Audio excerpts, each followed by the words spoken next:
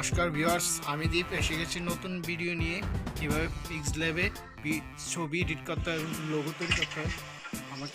আমার এই চ্যানেলে গিয়ে সম্পূর্ণ ভিডিওটি দেখুন, ডিসক্রিপশন সহ দেওয়া আছে, প্লিজ সাবস্ক্রাইব।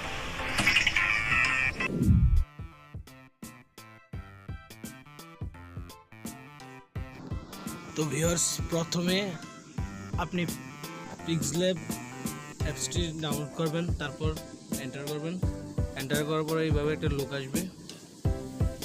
লুক আসার পর নিউ টেক্সট একটা এখানে শেপ দিয়ে দেবেন। শেপ দেওয়ার পরে নিউ টেক্সটটা সরাই দেবেন।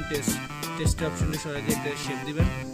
শেপ দেওয়ার পরে এটা কালারটা কালো করবেন। কালো করার পর এবারে এটা একটা কপি করে নেবেন।